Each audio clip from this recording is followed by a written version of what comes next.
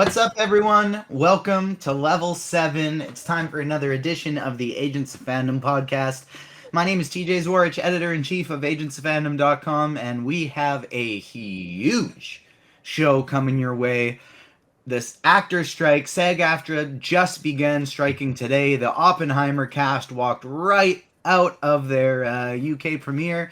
The Emmy nominations just got released. There's some big snubs. There's some big just news in general related to the Emmys. Deadpool 3 just has more and more set photos dropping every day. We're seeing our guy Deadpool. We're seeing our guy Wolverine. We're getting weird announcements of the trades confirming that Jennifer Garner's back as Elektra. Just crazy, crazy stuff happening with this movie. And then we've been getting some amazing, amazing trailers this week. Ahsoka trailer got me, and I'm sure all the Star Wars Rebels fans of the world, very, very fired up. We got a brand new Blue Beetle trailer, still not revealing all too much, but really showcasing how great this movie is going to look, as well as some Superman Legacy casting news. I'm joined, as always, by my man Adam Blevins. How you doing today?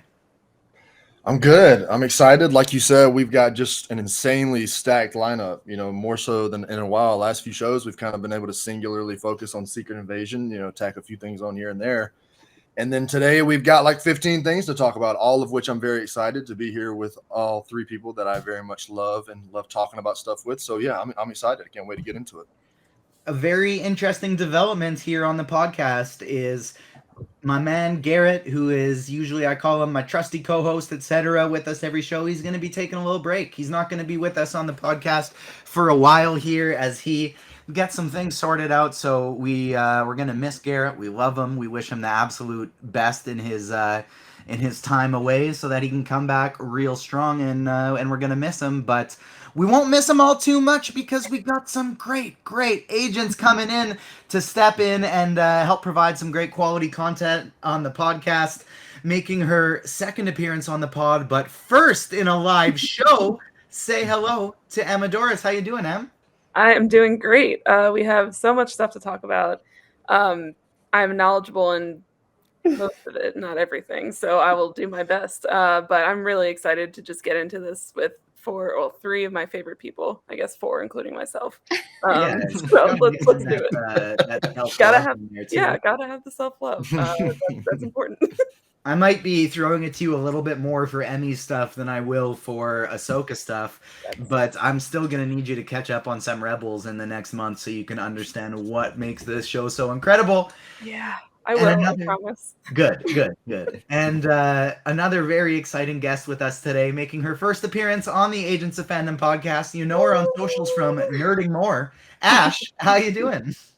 I'm so good. I'm so happy to be here. This is a stacked show, so thank you for having me on. I'm so excited to do this with everyone. For those watching us on Twitch, thank you so much for tuning in live. Make sure you get in that chat section. You got some questions, got some comments, some stuff you want us to talk about, let us know and get it in there. And if you're watching us on YouTube after the fact, we thank you for doing so. Make sure you hit that like button, subscribe, put the notification bell on, all of those good things. And same situation if you're listening to us on your podcast, wherever you get your podcasts, leave us a nice 5-star rating, and also check out the other shows on the Agents Fandom Podcast Network.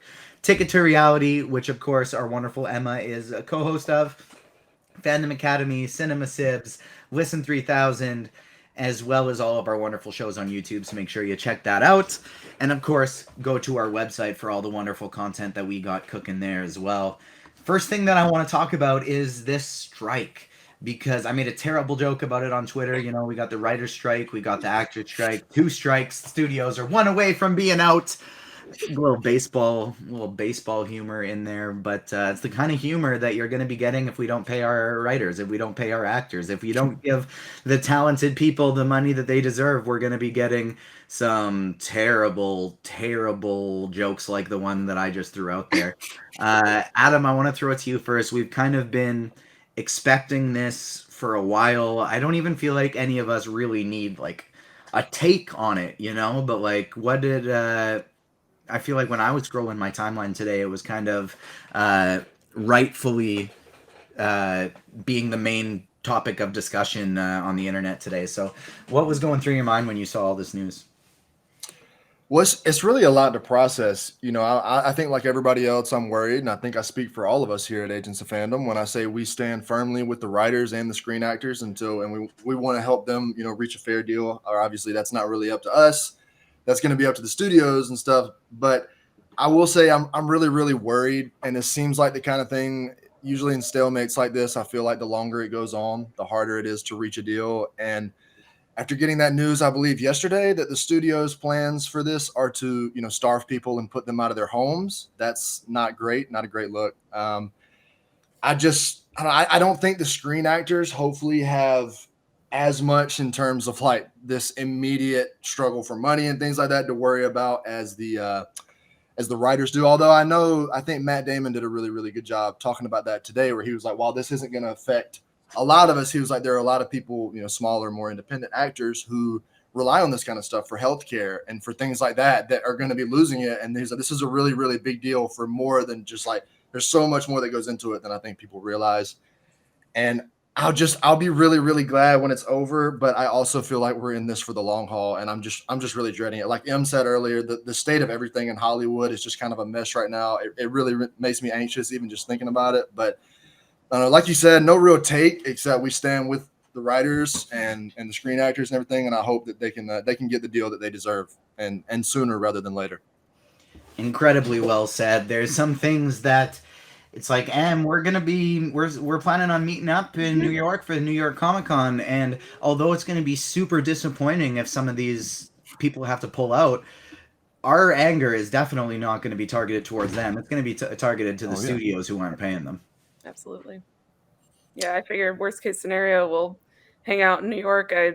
There's always stuff to do in New York, so I'll be there too. Yeah, exactly. So we'll just make it a Disneyland Part 2 sort of extension.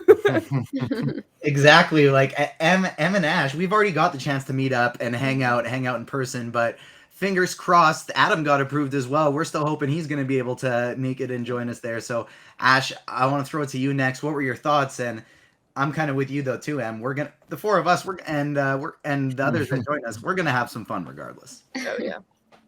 I'm on the same page as everybody. I just really hope that they pay these creators, these writers, these actors, everybody else who's affected. And selfishly, of course, I want to be able to watch my movies and my TV shows. And, all this stuff is going to kind of come to a halt until they figure everything out. So I hope that they do soon. And the various, just like the timing of some of this stuff where Bob Iger's contract extended for 2 more years. He's making $75,000 a day on his new contracts, which is more than most Hollywood writers make in a year.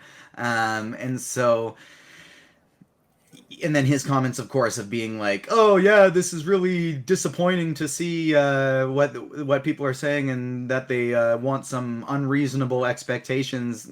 My man, you're making millions and millions of dollars a year. Maybe you're not the person who should be saying this. The corporate greed is at its finest. I see some first-time chatters in the Twitch chat right now. Shout out to Dev for coming in here. Shout out to everyone in the chat, very active right now. CJ says, "I hate rich people except for Taylor Swift." I was just going to say, my hot agreed, take CJ. is Shout out to the chat for always hanging. We got it. We had to slip Taylor into this podcast somehow. So good job, CJ. Exactly. They did a Taylor Swift draft over at the Fandom Academy podcast, so make sure you check that one out as well. But I want to move on to this next thing. Em, I want to throw it to you for this. The Emmys. You got some of your favorite shows getting some nods in there as well. So what were some of your biggest surprises, and what were some big snubs for you? Well, I mean, honestly, I wasn't shocked that Succession got so many nominations. Well deserved. I think the biggest, I was really pulling for especially Kieran Culkin and Sarah Snook and Matthew McFadden and Jeremy Strong. Honestly, like, I love Brian Cox, but like, what was he really doing as lead actor? I'm not going to spoil Succession, but most people probably know what happened to him. So it's kind of like, was he really the lead in this season? That's arguable. And then Alan Ruck is just kind of there. but you know what? They all are amazing, and I want to see Succession come out with a bunch. I was so like Aisha in the chat was reminding me, Daisy Jones got nominated for best limited series, which I feel like that's personally just for me because I love that show and the book so much. Um, and you can check out our interviews with the cast on Agents of Fandom YouTube and my review on the website. But what I was really happy to see was Ted Lasso also getting a bunch of nominations, especially Phil Dunster. He absolutely killed it this season. He very much deserves to win the Emmy. Brett Goldstein is on there too, which I was happy. So I really would be happy if any of them win. And then a couple people from Shrinking. That made me very, very happy. However, I feel like Harrison Ford very much got snubbed. He is wonderful on Shrinking. He should have gotten a nomination. And I know I haven't seen Love and Death yet, but I'm sure Lizzie Olsen gave a She phenomenal. should have gotten that Emmy. She Yeah. should have Yeah. gotten the nomination at least. I know a lot of people were pulling for that, and that's kind of sucky that she didn't get it. But I'm just ready to. Layla would kill me if I didn't mention The Last of Us getting a bunch of nominations. One thing that I was really, really happy to see is Kavion Woodward played. I always remember it's Henry and Sam. I think that's Henry is the younger kid, right? Or is it Sam? I can never remember. Henry's no, the Sam's- older one, Sam's the younger one. Yeah, Sam's the younger one. Yeah. He played Sam. He got a nomination, and that makes me very happy. Obviously, Pedro got 3 nominations for 3 different things, and Murray Bartlett and Nick Offerman. I'm pulling for Murray because that episode 3 of The Last of Us is just one of the most beautiful things I've ever witnessed on my TV. And they all deserve it. Like honestly, I want to see. I wouldn't mind seeing a sweep for The Last of Us, Ted Lasso, Succession. It's just all is very well deserved. So I'm pretty happy. It was a massive, massive year for just some really, really great television. All those shows you mentioned, Andor and Obi-Wan got some Yeah, Obi-Wan, nods yes. as well. Mhm. The Harrison Ford and Shrinking, that was the biggest standout for me of what I was like, damn, I really wanted to see him get in there. Ashworth, what were some of the big surprises for you? And tell me, like, give me more on this Lizzie Olsen snub. Why did she deserve to get in there? Because I too haven't seen Love and Death yet. Oh, you haven't? Okay, well, first you have to watch it because it is amazing. She is just, I think personally, I would say it is her best work, her best acting that Agreed. I have seen her in. Like, it's, I don't want to give anything away since you guys are going to watch it. But when you watch it, you will understand my anger towards her not even being nominated. But I mean, I think like you said, there were just so many great shows this year. And I do think that everybody who deserved to get nominated did. Succession, Ted Lasso, The Last of Us, all the Star Wars shows. I'm super happy.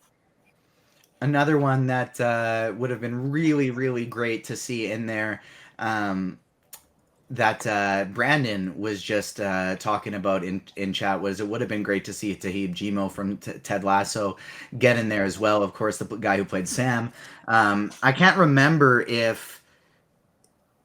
I know that in the HCA Critics Choice Awards, it was Coach Beard was in there for a supporting actor one. I would have loved to see Sam in there instead of Coach Beard. Nothing against Coach Beard, but that would have been the great one that I would have loved to see in there. And shout out to our good friend Anjali Bhamani, who got nominated for an HCA supporting actress role in a limited series on streaming for her role as Auntie Ruby in Ms. Marvel. You can check out our interviews with her up on agentsfandom.com as well as on the podcast on the YouTube page.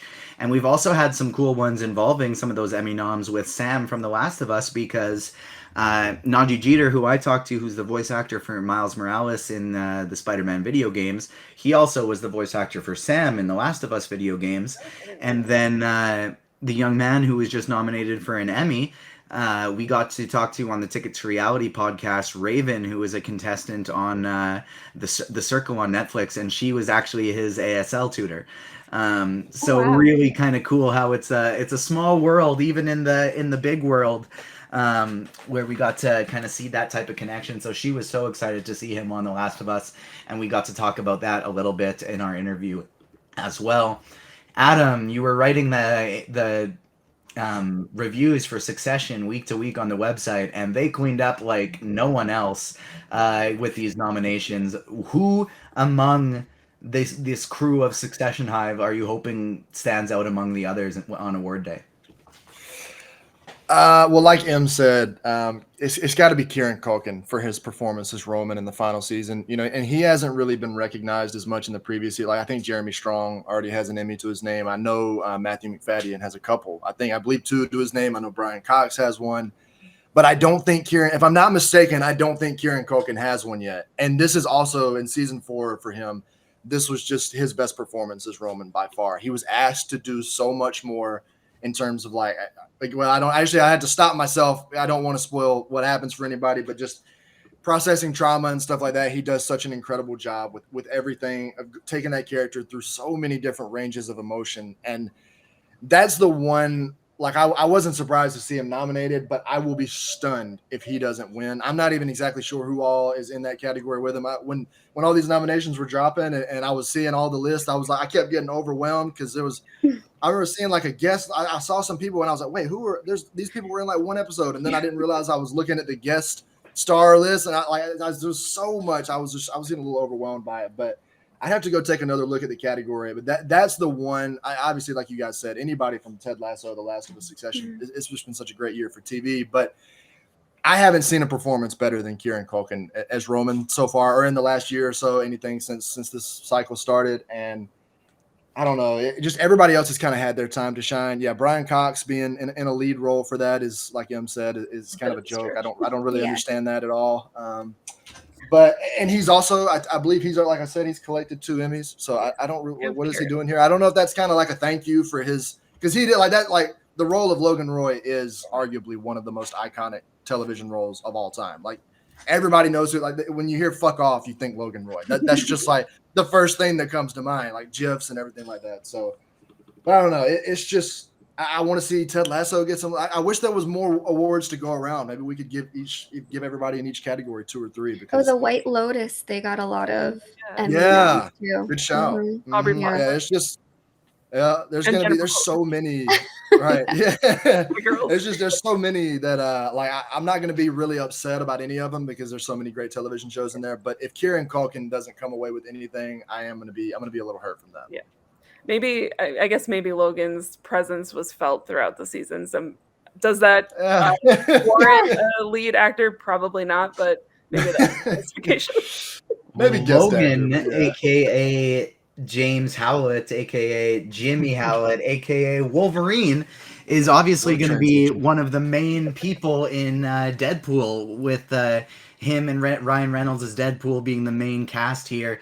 I want to know, Adam, we have all these rumored cameos, with whether it be the old school X-Men, Daredevil and Elektra, people from the TVA and the MCU, the old school Fantastic Four, regardless of who shows up in this film.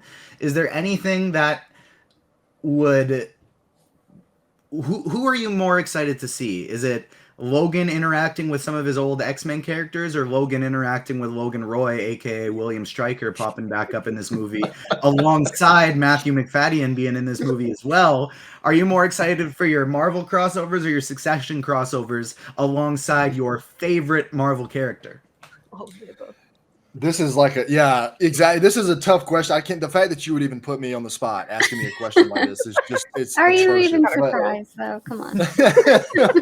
Well, obviously we know what we're going to get from Wolverine and Deadpool between the 2 of them. That's going to be unreal just to see them interact. But if the rumors are true, I mean, I believe it's all but officially confirmed that Matthew McFadden is going to be playing a TVA agent, kind of accompanying them on their journey. And for those of you that have watched Succession, I feel like there's seeing something about like maybe he's going to be Hydra Bob or something like that, like something crazy.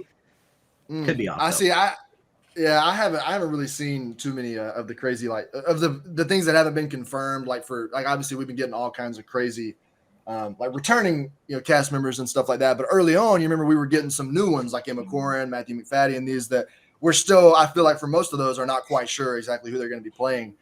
And in terms of Matthew McFadden, like for those of you that have watched Succession, you know there's no one better to play the role of like him accompanying the two of them, like constantly writing them up on things that they're doing wrong. Like that's just going to be the thought of that. I'm just going to like explode. And I'm convinced that they're making this movie for me because like Tom Wambsgans is my favorite Succession character. And then like Deadpool is my favorite comic book character.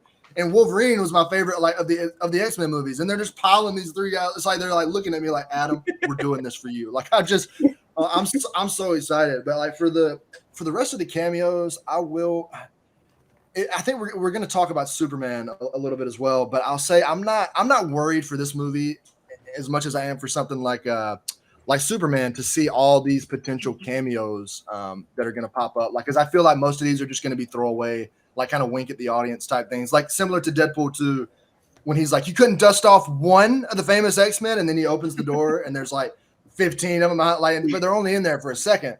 So I'm imagining, like, I wonder in the build up to that movie if they were just announcing all those people returning for the cast, if everybody was freaking out just for them to be like a 3-second throwaway.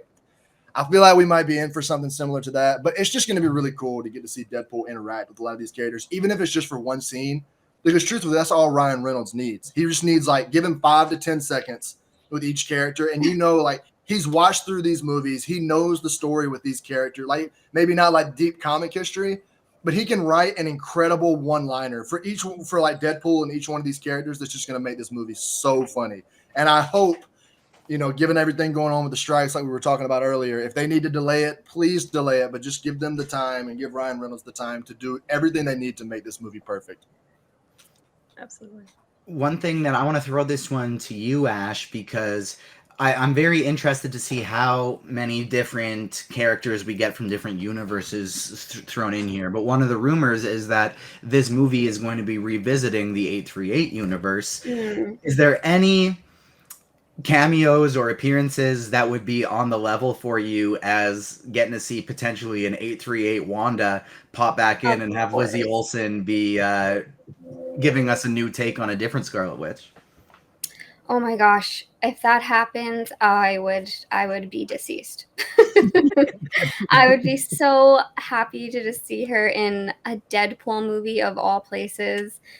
Just the amount of creativity she would probably be given to kind of go full Scarlet Witch or what, I don't even care. She can just be she could just stand there and and it could be like a 2-second clip of her with like a little blood splatter, like what we saw from Doctor Strange, and I would be happy with that. I would love to see that.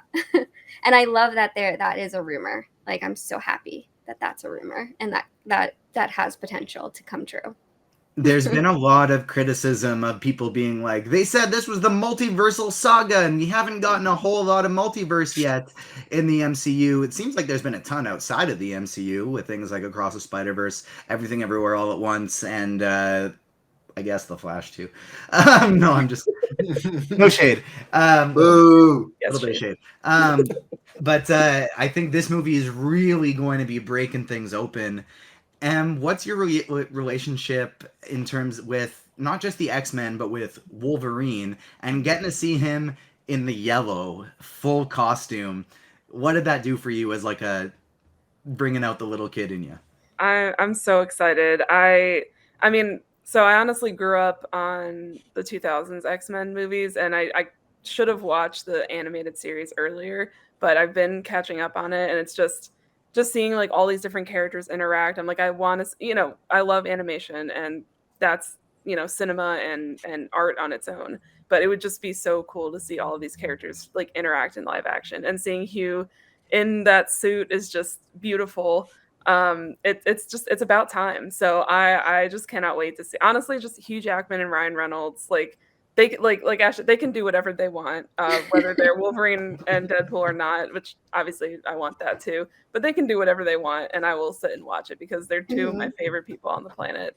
And I'm just so excited to see this classic, Wolverine look, which it makes me think that any of the other X-Men cameos we might potentially get will be in a more comic accurate costume, which will just be so cool to see. I think all of the 90s and 2000s kids that grew up on the shows and the movies will just like absolutely lose their shit in the theaters, and I can't wait for that.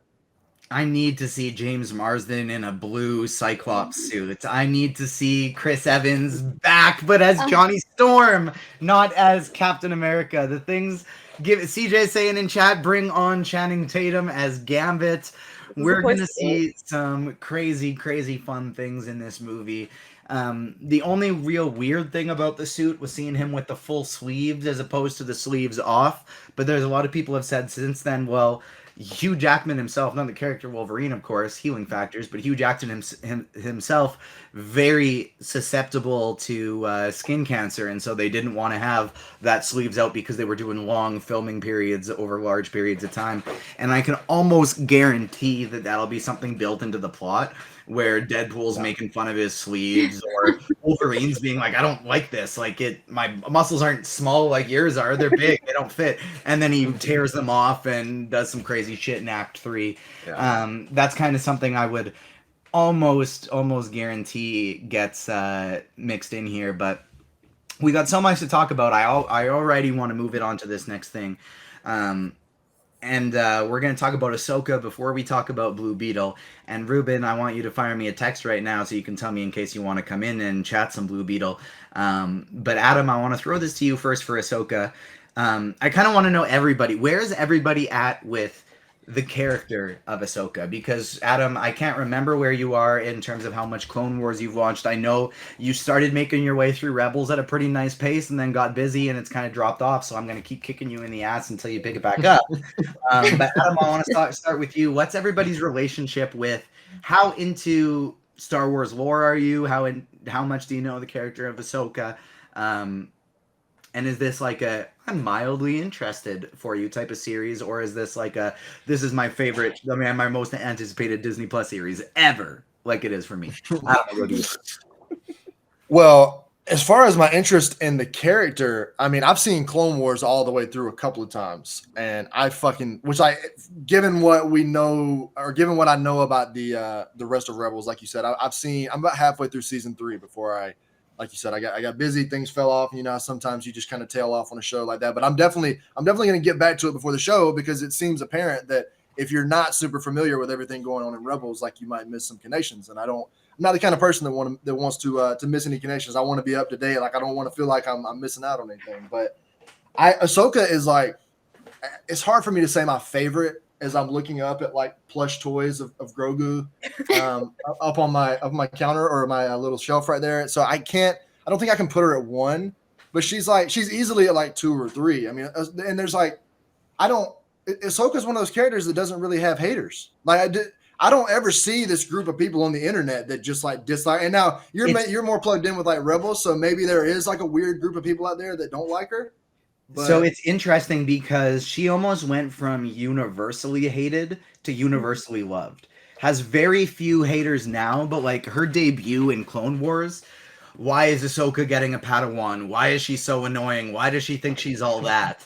And then as she just grew as a character, she has kind of like become one of the most beloved characters in all of Star Wars. Because of who she is, because of her attachment with Anakin, the way she kind of bridges gaps between timelines, but also she is the one Jedi who does being a Jedi properly. Like there's always that one clip of Rebels that often gets taken out of context where Ahsoka says like, I am no Jedi. Well, Ahsoka is the Jedi. Ahsoka is the only one that doesn't buy into the institutional bullshit and just does things because they're right. She doesn't care how they're going to look. She doesn't care what the book says. She just follows her heart, follows the light side of the Force, and does things that she believes is correct. So she's not a Jedi in the sense of the way that the others are, but she is kind of the Jedi in the sense that she's doing it correctly.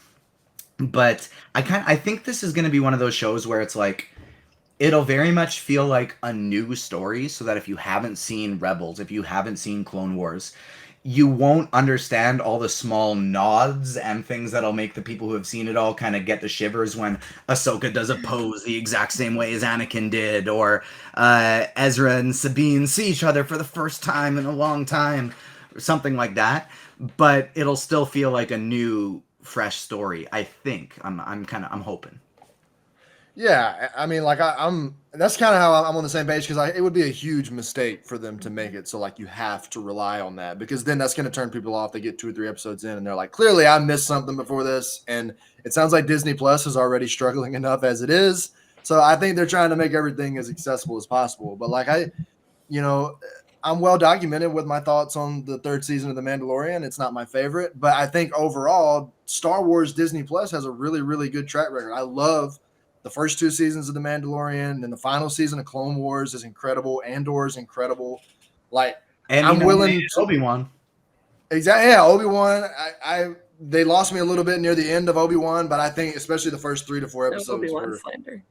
were incredible. I cannot. I won't. I'm gonna go off on just a second. If you can just allow me just a second. No, Just to do not let him cook. if the I can do this because we're talking about Star Wars. So technically, I'm not off topic.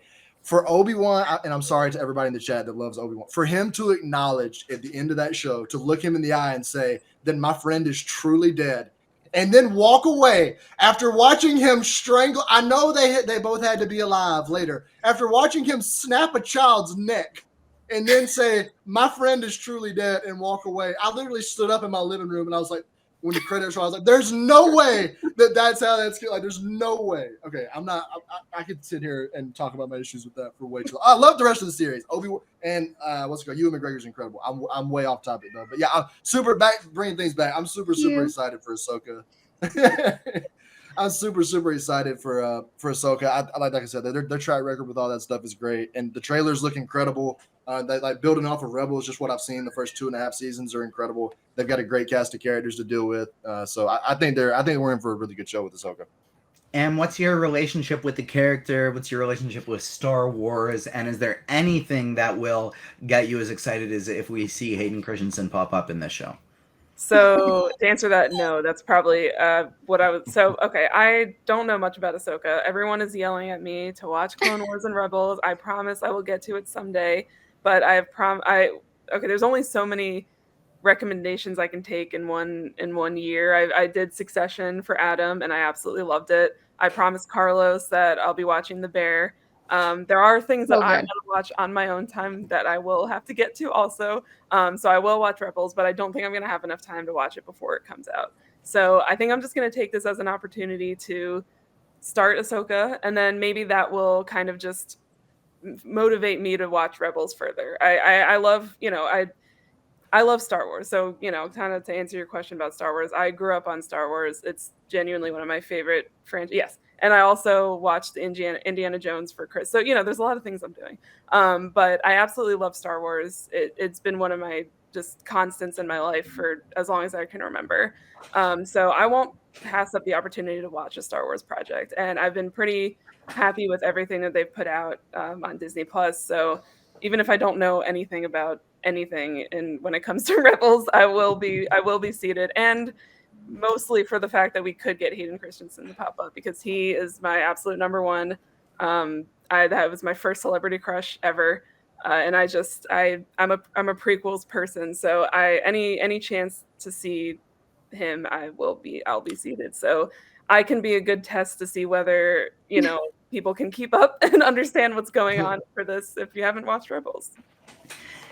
For those who haven't seen either, Clone Wars, I think, has some of the highest highs in Star Wars and also some of the lowest lows. You're going to find some storylines that bounce back and forth and are kind of hard to follow, and it's a very large commitment to get all the way through it. Rebels is 4 seasons, and once you get going, it's one of those shows that it's like, I just want to only watch this, and you can kind of finish it in a binge in a couple weeks. And it's truly my number one Star Wars anything. Rebels is like it tops the list for me of all the movies, games, everything. Ash, same question? What's your relationship with the character of Ahsoka? How well do you know her? And then same thing. How into Star Wars are you? Yeah, well, I know Ahsoka is a badass, and that's honestly all I need to know. I think she's really, really rad. I don't know too much other than that. My husband is absolutely obsessed with her, so I'm a little jealous. But he's always like, "Come watch this scene," and it's like her fighting, and this is, I don't know if it's Rebels or which animated show it is, but he's always like asking me to go watch a scene with her just being a badass, and I was like, and I'm just like, cool, like now I get this in live action. If I get to see her with, if like Grogu makes an appearance, that would be amazing. I love Star Wars. I am so confused about the timeline of it all. If it's not a movie, I don't know where it takes place in the timeline. But I love Star Wars. I think it's so awesome. I would love to see Hayden come back too. It was awesome. It was so nostalgic. Yeah, Star Wars is, I think that's the word I would use, is Star Wars is super nostalgic, and I have so much love for it. If we could get some kind of flashback of, and I'm not sure what they do with Ahsoka, if it'd be Rosario with a whole bunch of CGI or someone else, but a similar flashback that we got with Hayden Christensen and Ewan McGregor, if we can get that with Ahsoka and Hayden as well, with just like a younger Anakin in her, I would, in live action. Oh my goodness, that would get me so wildly excited. It's kind of funny now that I think about it. Ash, you're about the same height as Ashley Eckstein, who voices Ahsoka Tano in animation. Same hair color, and your voice actually kind of similar. Maybe I'm hurt. Things are adding up to why your husband likes Ahsoka so much. I'm just super vain. You could be Ahsoka Tano if you want. That might have to be a cosplay you look into. Yeah. New York Comic-Con, here I come. There it is. One of the reasons I'm so wildly excited is because not only is Ahsoka my favorite character, but Sabine and Hera are probably 2 and 3 for me. If they're not 2 and 3, maybe Cal Kestis gets in that number 3 range as opposed to Hera, but Sabine's number 2. And so I'm so wildly excited that this is similarly to basically a Rebels season 5. Ahsoka isn't a main character in Rebels, but she's one of the main supporting characters, and it kind of seems like this will be a season 5, but through a lens of her being the main character as opposed to just one of the supporting ones. So I'm so wildly excited for this. The fact that not only does Sabine just still have Ezra's lightsaber, but she's calling Ahsoka Master in the trailer, implying that either we're going to see Sabine becoming a type of Jedi without being a Force wielder, or we're going to see maybe Sabine is a Force wielder and it just hadn't been fully developed yet much. We got to see the very first portrayal of Ezra in live action and hearing his voice for the first time. We got to see Thrawn's face, and Garrett and I are texting each other freaking out about this trailer and laughing that Lars Mikkelsen's Thrawn basically kind of looks like a blue Elon Musk. And it looked so funny how it just like Lars Mikkelsen kind of does look similar to Musk, just better looking, but when they do all the blue makeup and make him look evil, he actually just looks like a blue Elon Musk. And so that was pretty funny, but I love this trailer so much, and I'm so wildly excited for this show.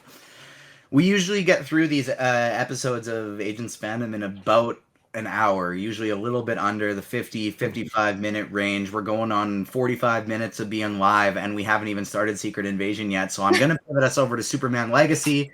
Or no, it's Blue Beetle. Blue Beetle first. I want to go through quick. Let's see. Did Ruben text me? Ruben did not text me, so that means he's not hopping in. This trailer looked so good. We've seen James Gunn confirm recently that Blue Beetle will in fact be part of the DCU going forward. Maybe not the specific movie in terms of like the start date of the DCU, but the character Blue Beetle, Jaime Reyes, played by the exact same actor, will be moving forward into the MCU, or sorry, in the DCU.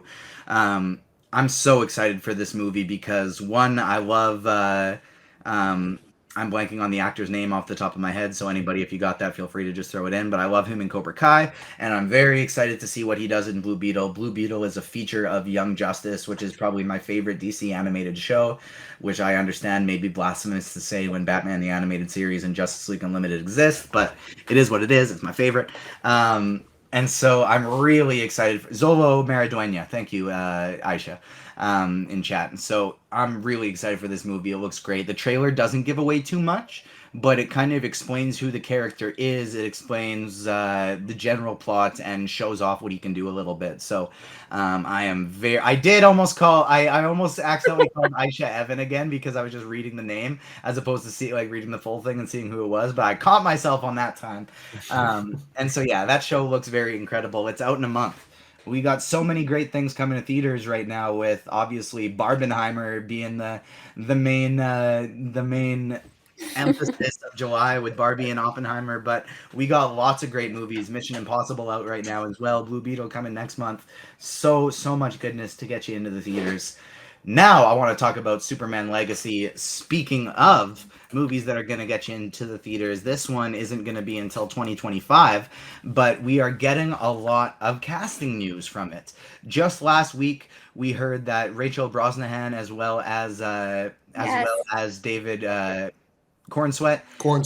Yeah, I was all like, I can think of is That last name. Can we? Yeah, David Corn Sweat. emphasize I think the it's Corn Sweat as opposed to Corn Sweat, but they're going to be Lois Lane and Superman. They're going to be the two titular roles here, I guess, just for Superman. Lois isn't in the title, but you know what I mean. And then they just started announcing so much more. Anthony Kerrigan is going to be playing Metamorpho. Our guy Darwin, who got the most sad portrayal in X-Men First Class, because he's supposed to be, his superpower is literally he can't die. Darwin can't die. He adapts. What happens in the very first movie he's in? He dies. And now our man is coming back to play Mr. Terrific in the DCU. We got Isabel Merced. Is that how you say her name? Merced. Does it have the I at the end? I can never remember. It looks like it. Like that name always confused me because Wednesday in French is mercredi, and her last name is just that without the I, and so I never know how to say it. Anyways, Dora the Explorer is gonna be a hot girl, and I think she's pretty incredible, and so I'm excited for her portrayal of Kendra. And they just keep adding these different characters from the Terrifics. We're getting DC's Fantastic Four before Marvel is giving us the cast for Fantastic Four. So Adam, won't remind me. Fillion too. Yeah, Nathan, exactly. Nathan, that's the biggest one. Nathan Fillion is Guy Gardner, who James Gunn's bringing in his guy. Guy Gardner is kind of bringing in his guy. Of the Green Lanterns, Guy Gardner is kind of like the laughing stock. Like, don't get me wrong, there's still people who like Guy, but Hal Jordan and Jon Stewart, they don't really like Guy. He's kind of one of those people that it's like, how on earth did he get selected for a Lantern? But I'm excited to see Nathan Fillion's portrayal of him as well. Adam, what do you think of all these different cast announcements, and what are you hoping for out of the Superman movie? Okay, if I can be a little bit, not pessimistic, but like, I don't know if cautiously pessimistic is the right word. I am a little bit worried about seeing so many characters in one movie, because now I know like James Gunn is great at ensemble stuff. Like, so he did a great job like taking the Guardians, and even in the very first movie, taking 6 or 7 characters through like a really personal journey. But like, I don't think the goal, like that was the goal. Like those were all main characters. And now we know that like all of these people that are being announced are not main characters. And he even said, he was like, the Superman and Lois are at the core of this movie. Like they are the only 2 main characters. So I trust him. I don't have a reason not to trust him. I've enjoyed all of his comic book movies and series so far. But I just keep seeing all these people, all these different characters. And I'm like, I hope this really is him. And it's not the studio being like, no, you need to get at least 3 or 4 more characters. Like especially after seeing he is the studio now. He is the studio. There's no above him on this stuff. That's fair. Well, he's the studio at DC, which is then owned by Warner Brothers. So it's like, if anybody at Warner Brothers who are also going to be bleeding from the strike, but are also bleeding from the Flash losing $200 million. Shout out to the Flash. Pretty fucking hard to make a comic book movie that loses $200 million. Great job, guys. Your movie sucks. Anyway, yeah, like, sorry. And then everybody says we have superhero fatigue, but it's like, no, we just don't want to watch a shitty movie. Yeah. Right. I did not mean to just. Yeah, I'll watch superhero movies constantly, but I'm not gonna watch one. I'm not interested in the Flash. I didn't want to see Ezra Miller, so like it's not for Right. just And like I did not mean we'll get into this more in Secret Invasion, but like that's a show. This is a show that is like it's lacking a little bit of plot, but the performances are incredible, and therefore when I'm still watching it, I'm like, I don't care. I will watch these characters go to the grocery store every day, and I'm going to enjoy it. Like you guys mentioned with the preview, like with Hugh Jackman and Ryan Reynolds, with Lizzie Olsen. That's kind of how I feel about most of this stuff, and so it was. You have to work hard to break that for a lot of us. But sorry, continue, Adam. Oh no, I didn't mean to turn that into a drive-by on the Flash right there, but it's still like I'm worried that after seeing that like the higher ups at Warner Brothers are like, you need to give them, like, because I know like James Gunn there ain't nobody ahead of him at DC, but it's like Bob Iger will have some input on everything going on with Marvel, just like Kevin Feige's the number one at Marvel, but like other people are doing that. So in that scenario, I don't want them to be like, hey, like you need to give everybody else a taste of stuff you've got coming to also like not only enjoy this, but also get people in the seats going forward. And like I hope it's just James Gunn being like, no, like I've got these characters all fit into this, because he's an incredible writer, especially the projects that he writes and directs himself.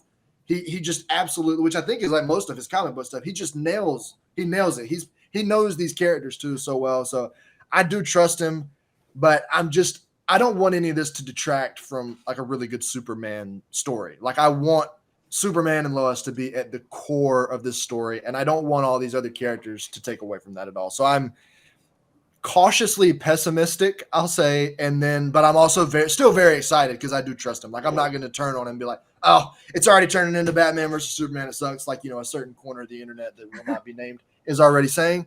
But I'm still very much excited, even though I am a little bit worried. The reason I feel good about it is like what I loved about James Gunn's description is he was basically like, this isn't an origin. This is just Superman is entering a world where superheroes already exist, and so I'm kind of thinking this of like, it's almost no different than casting just a random person who works at the Daily Planet. Like there's just like there's so many superheroes in the DC universe that it's kind of like, well, Superman goes to work, and of course he's going to see Lois, Jimmy, and Perry at work, but he's also going to see Greg from the sports division and Janine from weather. And I kind of feel like that's how this is with the superheroes, too, is like the Justice League is eventually going to form itself up. Hell, maybe it's going to start existing in this movie. But you're going to have your Gregs from sports and Janine's from weather on in your superhero world. Brent from accounting. Do they have accounting at the Daily Planet? I don't know. But Em, what are you hoping for from a Superman movie? Like, I want to kind of ask a similar question to Ahsoka.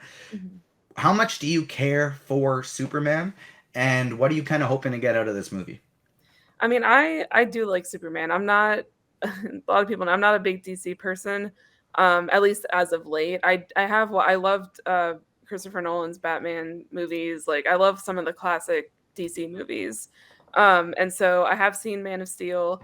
I'm vaguely familiar with Superman as a character. I just really want to see really honestly, just a good superhero movie. Like I think I know little enough about Superman that I think whatever James Gunn wants to show us, I'm probably just going to eat it up because I love James Gunn. But I really would love to see, it's not an origin story, which I appreciate because we've seen that before. I want to see just a really good story. And I'm so excited about the casting that I think like all of that is just going to make it really great for me. Like I love Rachel Brosnahan, and David Corenswet I've never seen anything that he's been in, but he's great from what I've heard. He looks the part. He's also Jewish, and I would love to see a Jewish Superman, just kind of throwing that out there. And then Rachel Brosnahan just reminds me of Mrs. Maisel, and she plays she's not Jewish herself, but she plays a really good Jewish person in Maisel, and I kind of give her the approval for that. So I don't know. I'm just one really of those people too with like apparently she grew up in like an exclusively Jewish neighborhood, and it's a very Jewish sounding last name, and so you hear she's not, and it's like, what? It's surprising. There's a lot of people that I grew up with, like in my area. It's a very Jewish area. A lot of friends that I have that aren't actually Jewish, but you kind of they're just so surrounded by it that they know kind of the day-to-day type of thing. But I'm honestly just very excited. I think this is going to be a chance for me to get into DC again because it's a fresh start. I don't care for the Snyder verse at all. I haven't really watched any of it, and I will say that I don't care if anyone on the internet's going to come for me. I don't like it. So I'm really ready for a fresh start for DC, and I'm counting on James Gunn to get me interested. So I think this movie is going to be a really good way to get people back into DC, including myself, and I'm looking forward to it. In terms of the vibes that I want to get, I want it to be so similar to the new Adult Swim My Adventures with Superman anime. That captures it so perfectly. With just like Superman is a wildly powerful Boy Scout who will never compromise his morals. That's his biggest, in terms of weakness to beat a villain, is he will never compromise his morals. He will never just snap somebody's neck like he does in Man of Steel. That's one of my issue with the Snyderverse, is not that the movies itself are bad, but they're just using IPs to write completely different characters in totally different ways, with Superman especially. So Ash, same thing to you. What are you kind of hoping to see out of this movie, and what's the history of your Superman fandom?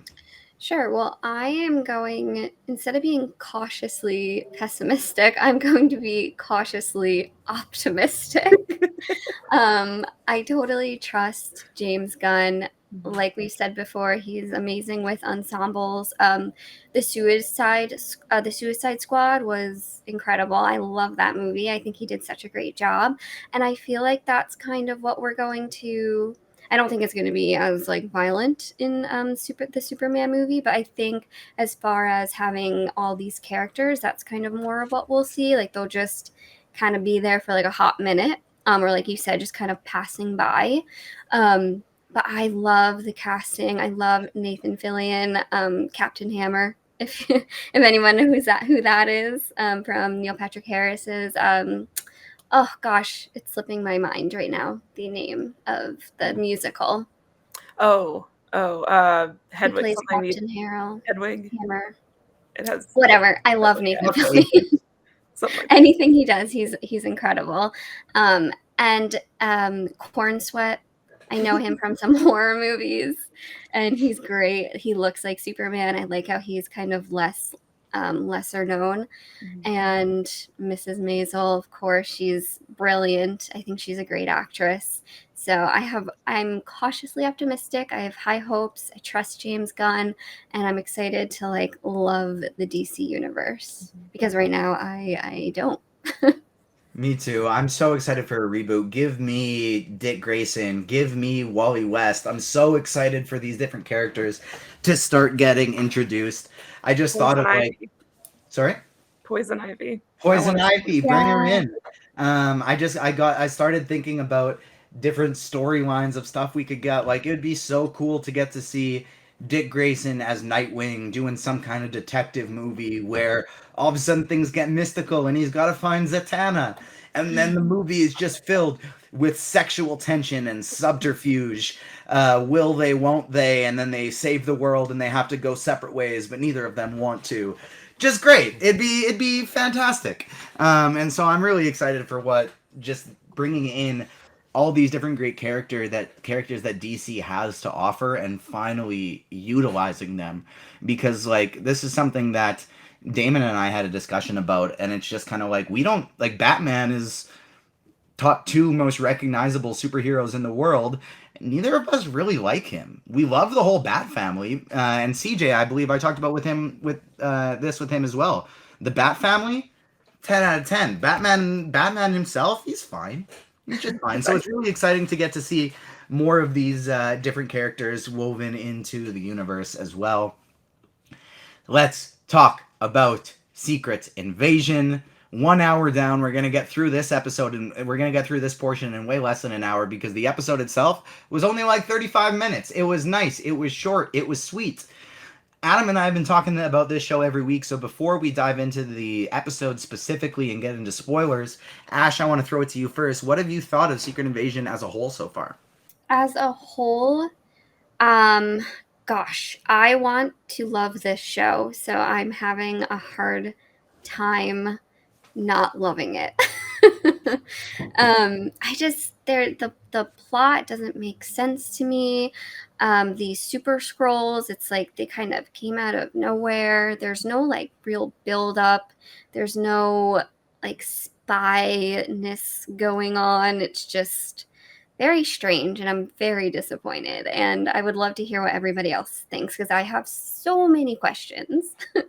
I feel similar to like the thing that is lacking for me the most is that it's the lack of spycraft. It's Yeah. the vibe they gave us right at the start of that first episode hasn't really come back since. And that was a part of this that I was really looking forward to. And like I love all of the Disney Plus shows. Like there's not a single one of these Marvel shows that I've been like that didn't do it for me. Like no, I'm genuinely enjoying all of them. They're among my highest priorities for TV, and it's the case with this one as well. But this one more than any of the others has me thinking like 6 episodes simply is not enough. Mhm. Everything that I'm seeing is good. I like everything that they're giving me, but there needs to be more. There needs to be more deep dive into the context of why this is happening, more behind the scenes of how where the Skrulls have infiltrated and how deep it really is. More characters we've known forever that aren't who we thought they were, where we're not really getting that. So I'm kind of in a very similar mindset. How about you, Em? Yeah, I'm kind of like you. I pretty much liked and loved almost everything that has been put out. I'm very like I've always notoriously just been very easy to please when it comes to like any media. And I have this conversation with one of my friends all the time. Like I'll literally if I laugh in a movie, I'll give it 5 stars. Like I just kind of shadow. I just kind of like love most things. But this definitely it's the plot. Yeah. Like I don't really see where it's going at this point. But like you mentioned before, I love all the performances we're getting. And honestly, even this episode, it's definitely my least favorite of the episodes so far, but just the conversation between Rhodey and Fury, like all of the performances we're getting are keeping me captivated enough to watch it. I kind of have an inkling. I've just been thinking about this as we've been talking. I feel like even though I don't think this is a justification for having such a short show and not really like fleshing out the plot in the show, I think we're going to start to see this. The plot line is going to continue in something like Armor Wars. Like I just see this having implications in some of the future things we're going to be getting, probably Thunderbolts. I know that the DODC I've always had my eye on, and I think that's going to be like a running thing. But I also agree that I think 6 episodes just is not enough for these shows for me. It's really you just don't have enough time to tell the story. It seems very very rushed, but yeah. So it's kind of I just don't know where it's going. People keep. I mean, I guess if people assume we're gonna talk spoilers now. Like people keep dying. It's just like I don't know. I don't. Not that people have to. Every main character has to survive all the time, but like, why do the main characters just keep dying? I don't know. It's just weird to me. And it's not like a good, I don't know where it's going, where you can kind of throw out theories and guess. It's like a bad, like, what is this show doing? Right. Like, who are they, like, Bingo. Who are they going for? Like, I get Gravik's thing, but I don't quite really know his, like, end goal at this point. Like, we kind of guessed it, but I'm kind of just left, like, I don't know what's happening anymore. And I don't know. I just don't see, how is Fury going to solve this? Maybe just him and Sonya. I don't know. It's just there's so much going on. You guys go ahead, TJ. No, sorry. Take it away. Take it away. I was just gonna say you guys are absolutely right to feel that way because this episode contains no plot for anything at all. It's just a bunch of random scenes thrown together explosions. That sure in a vacuum would probably be pretty cool. And also there wasn't a lot of plot last week either. It was really just leaning off of what happened in the first 2 episodes, which are awesome episodes. The first 2 episodes have everything. They've got the fucking paranoia, thriller, spy vibes. They've got great performance. And they're good, like 53 and 57 minutes. And then we're gonna get. I gotta stop myself, or I'm gonna have a heart attack in the first segment for this show. Back to you, TJ. But yeah, you guys are right to feel that way because this episode stinks. Thank you for validating us. I honestly think this would have been a very good episode of TV in a 13 to 22 episode season.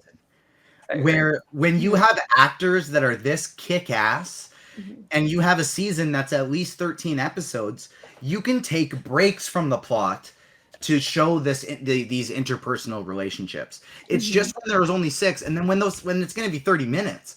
Like if this is an hour-long episode and those dialogues and those amazing performances were smashed between exposition, great. But it wasn't. It was just straight, like like Adam said in his review, some amazing performances, but not enough plot for a show that's only 6 episodes.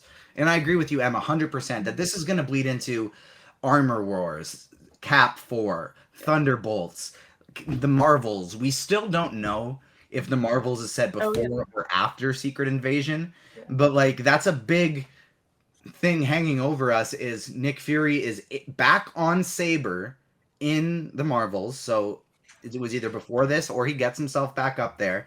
And 2, a Skrull went to Monica Rambeau and said at the end of WandaVision and said, "Hey, we got a friend who wants to see you up in space." Now we assume from the Marvels trailer that that friend is Fury, and he's getting him back. He's getting her back up there. But there's interaction between Monica and Skrulls, Fury and Monica, that are in the next project we're going to see, and we don't know if that happens before or after this. So that's something that could still get opened up in the last 2 episodes. It's just that we need. It's good. It tastes like a cake without icing. Or honestly, no, it tastes like icing without the cake. It's like this I is like really cake better than icing, honestly.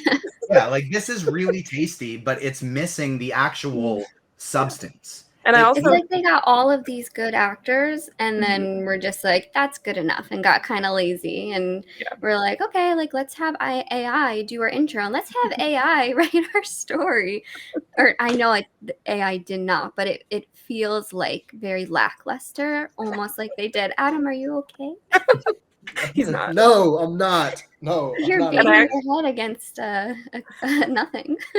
An imaginary wall. Yeah, Imaginary because I'm that Imaginary wall. frustrated. So I also I hate like I kind of hate what the like short and this isn't just Marvel. Honestly, it's a qualm that I have with TV today in general. What happened to the 22? I might sound like old or whatever with this complaint, but like what happened to like 22 episode seasons of things? Even the Right. 13 episodes, I'll take it. And so what I see it's doing to people, and I'm not just gonna generalize young people because I feel like it's a lot of people that are making these complaints. They're like, why is this a filler episode? Like nothing happened, blah blah blah. And like for a 6 episode series, yeah, like you said, it's less like you can't really get away with as much of an episode with no plot. But like there used to be filler episodes in sitcoms and other shows that would just thrown in because it's a part of a whole story. So it grinds my gears every time I see someone like, why is this a filler episode? It honestly pisses me off. And so I think I'm not saying this is the sole reason, but I feel like this is like the short seasons of TV are having that effect on people, and they're just like they no one likes filler episodes anyway. I don't know. It's just it's annoying because there's so many filler episodes of things that I love so much that are like some of my favorite episodes of shows. So that's my old person rant for today. Back in my day, we had 22 episode seasons with lots of filler episodes that I absolutely loved. Well, that's the thing, because what those usually do is they provide the little side quests of characters that we love, and they give us the character growth. We get to see them in different aspects of their lives that we don't normally see them in the show. And like this episode specifically, I think it was even more glaring for a show like Secret Invasion than any other shows, because every single other show other than Loki and Secret Invasion have had one specific purpose. We are going to take a character, introduce them, and you're going to know more about them and have them see them actualized into the full version of themselves, so that when they appear in something else, you can go back and see how they got there. In WandaVision, Wanda Maximoff becomes the Scarlet Witch. In Ms. Marvel, Kamala Khan becomes Ms. Marvel. In Falcon and the Winter Soldier, Falcon becomes Captain America. That's the point for all of them, except for Loki. Now, so even in Loki, it had similar to Secret Invasion, where the purpose of the show is to advance the MCU plot. Now, in Loki, you could even still have the filler type episodes that people still noticed and talked about, but don't hit as aggressively for you, because even though the purpose of Loki is to explore the multiverse, learn about the TVA, and expand the plot, it was still so incredibly character focused on Loki. What's this show called? Loki. Who is he interacting with? A variant of himself, so he can learn more about himself. With Secret Invasion, it kind of seems like, well, what this is, it's the same as the others, but it's specifically just about Nick Fury. They're almost writing it similarly to how the comic book Spider-Man writers write Spider-Man. They're going for shock value, and we are just going to beat down our main character. We are constantly just going to beat them down, tell you they're not what they were, they're in over their head, which to me, like, they talked about how this was going to be a very grounded show, but the marketing did not prepare us for the type of show that this is, in terms of it's just a Nick Fury character story, as opposed to Nick Fury being the focus of a very grounded spycraft thing. So let's start diving into the specifics.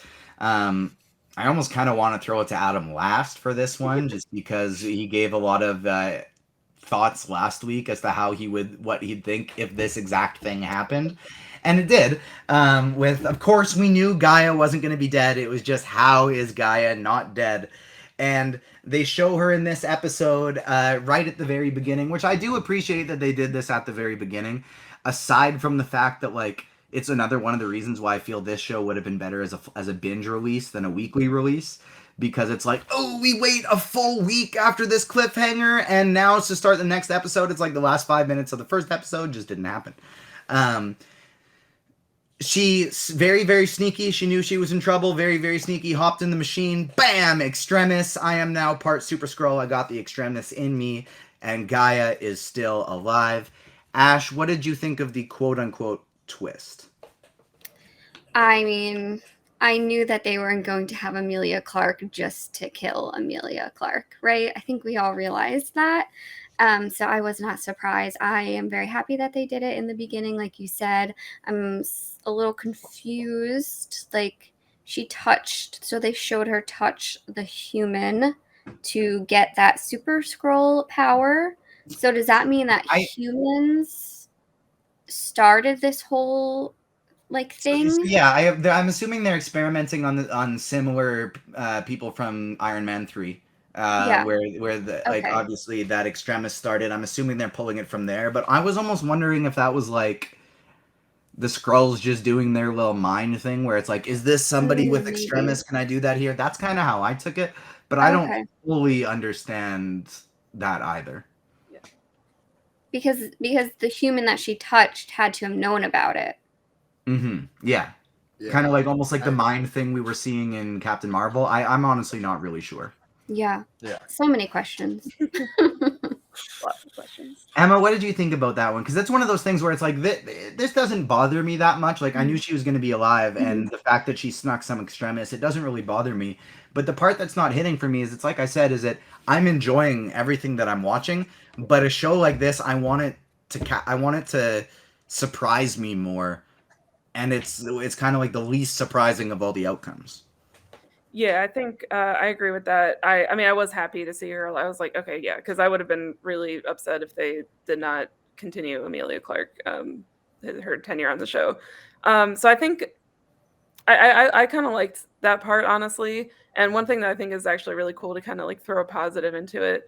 There's a lot of criticisms out that the MCU is not cohesive anymore and whatever, but it is really cool to see, to kind of give a shout out to Liam Crowley on Phase Zero was talking about this. Like, it is cool to see something like Extremis that was shown in Iron Man 3 years ago, 10 years ago, I think. And now we're getting it again in a totally separate project. I think it's cool to see that those things kind of like pop up later on.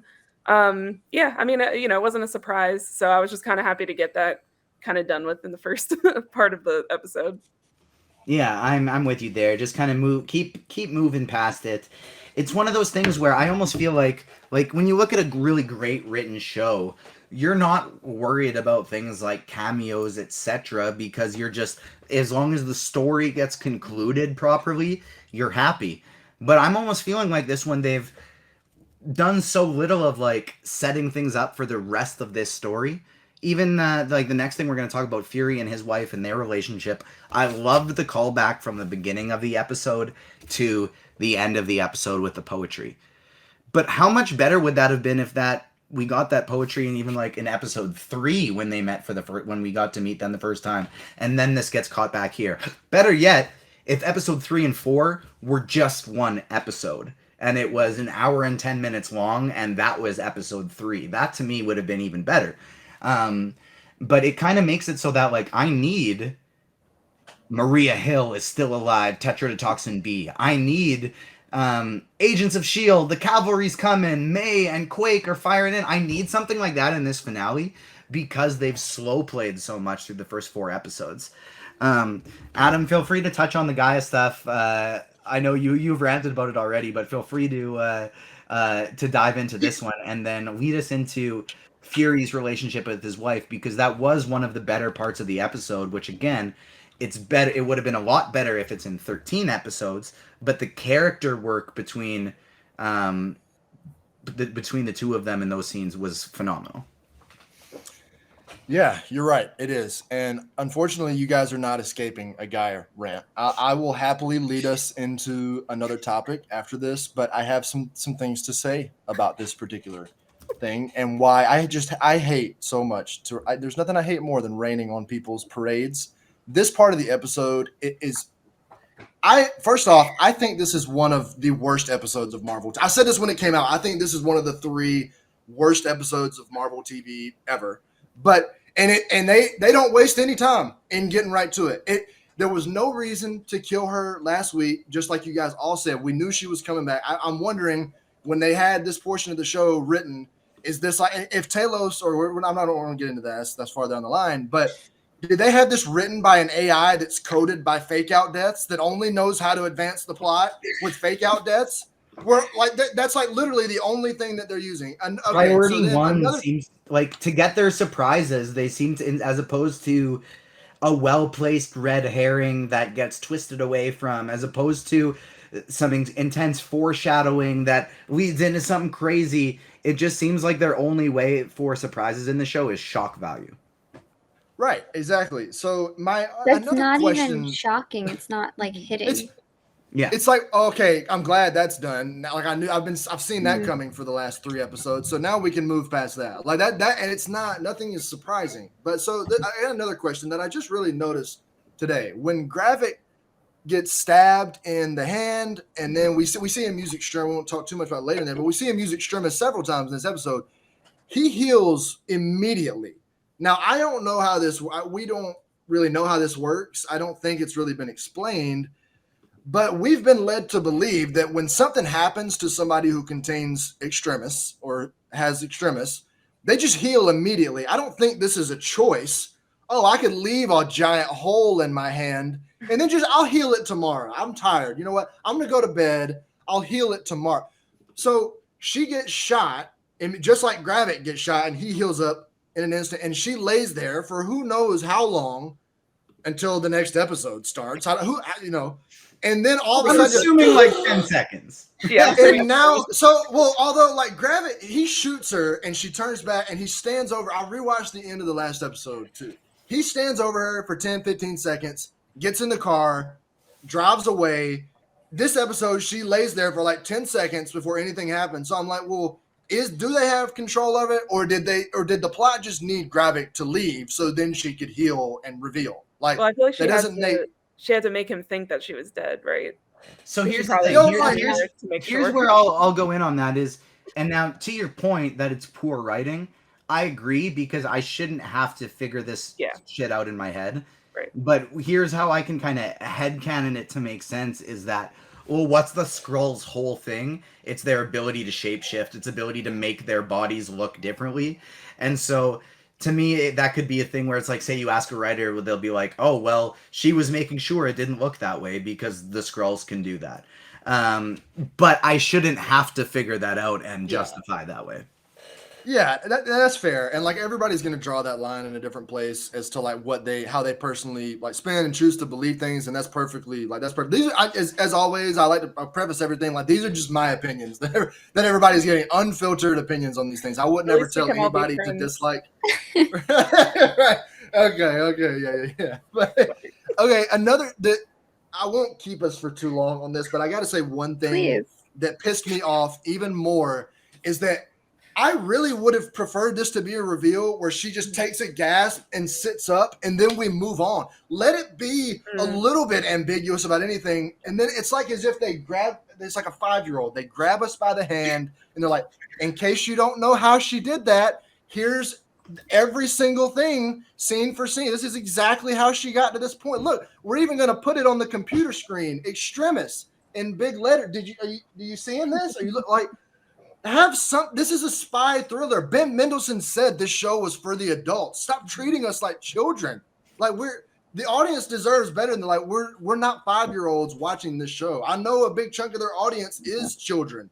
We all know that. Like Marvel is very kid friendly, and that's a good thing. That like you shouldn't corner off a piece of the audience to that. But in this case, there's no need for all of these big reveals to be followed immediately by this handhold explanation of how they happen. That scene would have been so much. I mean, I shouldn't be advocating for less screen time in an episode that I did the math on is less than 31 minutes. It's like a 30-minute and 30-second episode of television, which I suck at. It took me a long time to subtract one number from the other because I'm not good at math. But like that scene would have just been so much cooler if then it was like, wait a minute, how long is she? When did she do it? But it's like, oh no, she did it right before she left, and we got to see exactly how it happened.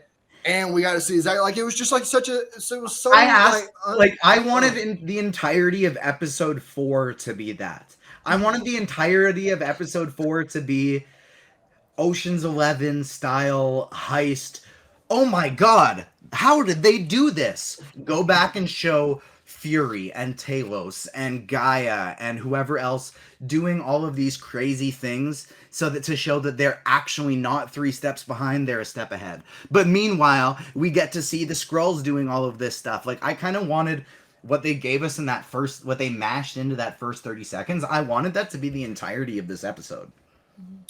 I think the episode would have been better served for that, like completely. Give us a longer episode that's just focused on this one thing. Like this, instead of trying to accomplish 6 things and not accomplishing any of them, just accomplish one thing. Like they didn't even do that. But anyway, like you said, I'll move us on to this next topic, which is something that I do really enjoy. Nick Fury and his wife's relationship is kind of like at the heart of this show, and they're both giving incredible performances. Like that scene of the two of them sitting at the table, and when he says something like it really hits when he was like, I've made a lot of mistakes in my life, but like none more than like you. But it's like in his heart, like I want to be like, damn, like you're being an asshole to your wife. But then he's like, I just couldn't help myself. Like I loved you so much. Like I just couldn't help myself. I'm like, God damn, Samuel L. Jackson is like really, really good in this show. Like everybody is really, really good in this show. Charlene Woodson, I think, is his wife's is the actor that plays his wife. They're all incredible. Clara is her real name, and Priscilla is her human name. That's right. It, but can I ask a question? When she told the story of how she became the Skrull and took over the body of the other lady, and how she met Nick Fury, did she meet him just to get up to that point to try to kill him? Is that right? And then to not kill him? Or go ahead, TJ. Originally, I was thinking, no, like this is just the plot they started deciding during the blip, and then he came back and he still wasn't helping, so they were like, fuck it. But I did thought she said somewhere in this that like, yes, this was the plan from day one, then I fell in love with you. That's what it seemed like. Yeah. So it's like there have been people planning an overthrow since they got there, essentially. Mm-hmm. Yeah, see, that's an interesting interpretation. It's just fun. Like I hadn't even considered that. I may have very well missed that. Like that scene that you're talking about, I probably did because I especially on my viewing today was not paying very much attention. But like, my interpretation of it just personally was like, I don't know. They had been obviously working together because like she's the one that introduced him to like young Gravit. So I don't think at that point, I don't think there was any plan to kill him. I think she realized like at that point, like she was like, I kind of got the hots for Mr. Fury over here. And then she like found somebody that, you know, she thought would appeal to him, like she says. And then she obviously did a really good job of that. That was kind of my interpretation, because I don't like now thinking about how that was the plan from the beginning. I don't know when we because the first time we see them is with that introductory scene, right? Unless I'm missing like so that at that point I don't think there was any reason for her to be like wanting to kill him or be taking orders to kill him or anything. So it would be like, again, it doesn't really to me excuse. It would partially excuse when you go back and look at this as a whole. If this is something of like again, I do think this would maybe end up being better as a binge release. But if this does end up being something of like Gravik was the chosen one within the Skrulls because they saw he had the ability to change, and his dad was the original Super Skrull who fought the Fantastic Four, and we're going to find out about that later. And this was always the plan, to invade Earth from day one, and Talos just didn't know about it because he wasn't part of that group. If they're leading into that, all of a sudden to me, like, that's getting to be very exciting stuff. But there still should have been more along the way that gives us more of this plot. It does feel a lot to me like, don't get me wrong, Secret Invasion is far better quality than Venom Let There Be Carnage. But when I'm watching Venom Let There Be Carnage, I get Hey, I like Venom. and it's like, I love the first Venom movie, Venom Let There Be Carnage, I was very disappointed by. And so agreed. This gives me the vibe of like, they knew they could get Tom Holland for the post-credit scene. And so they basically said, oh fuck, Venom 3 or getting Tom Holland, whatever we're doing in the future, this is going to be even bigger. Let's rip through this. This almost felt similar to that, where it's like, oh, we're going to have this mega reveal in the fourth one, or in the fifth or sixth episode, whatever it is, that's going to impact the entire MCU. So we kind of just need to, we're going to try and go, this person died, but not kidding. This person died, but not kidding. Just get through you some of this stuff with great performances and no plot. And so we can get to this big reveal stuff in the fifth and sixth episodes. I feel like there's going to be something that's pretty mega. Maybe this is just me putting my clown mask on and going, I want this show to be great. It's going to be great. It's coming. But I think maybe it's not Daisy Johnson in the Agents of S.H.I.E.L.D., but like, I think there's something very big that they're saving for these final two episodes. I think so. Yeah, agree. I've blabbered on about this enough. So, you go ahead. I'll pass it to you guys because I know the people are dying to hear something besides my negativity. And I want to throw it to you about Skrull Rhodey, because this is another one of those things that we got to speculate. This is something we talked about, like, we don't want to have to be doing mental gymnastics after we find out an answer to justify it. But I do love doing some mental gymnastics before I get an answer, when I get to speculate, when I get to theorize. How long do you think this woman has been in Rhodey's body for? Yeah, that's what I'm curious about. Like, my first thought was like, we all kind of figured Rhodey was a Skrull, because even before the marketing, I was like, or there was just certain things where I was like, Rhodey's a Skrull. There's just no way he's not. But like, I want to know how long it's been, because before the blip, like, or after the blip, Tony died, and like, I want to know, like, is he aware? Is actual Rhodey aware of what happened and aware that Tony died? Like, I'm just so curious to see what the deal is. And like, so I kind of think, I don't know. I need to like sit and think about how long I personally think it's been. I would say, I mean, we didn't see that much of him. I'm trying to remember the last project. I guess Endgame was the last time we saw him, right? Was Falcon and the Winter Soldier. Falcon, that's right. Yeah. So I mean, it seemed like he was pretty high up in the government at that point. So it at least was before that. I would even maybe say it was before I don't know. It could be before Endgame. Like, that's just my crazy thing. I don't know. It will be really interesting to see, because this is why I think it's going to play out into Armor Wars, because I think there's a whole bunch of, he probably did some shady shit with all of like, well, actually, maybe that would negate the Endgame thing, but like, he probably did a bunch of shady shit with like Tony's Tony's tech and all that, and like nanotech. So I don't know. It's kind of, that's why I do like to sit and like speculate. It wasn't that surprising of a reveal, but I think it's still a really interesting thing that we're inserting into the MCU to wonder like how long it's been and what he's kind of like messed up behind the scenes as a Skrull. I think you kind of just summed up perfectly the great aspect and the terrible aspect of this show is it gives us so many cool speculations. How long has Everett Ross been a Skrull?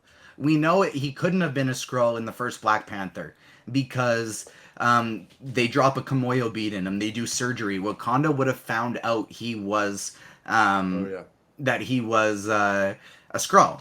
So we know it wasn't then. How long has he been a Skrull? How long has Rhodey been a Skrull?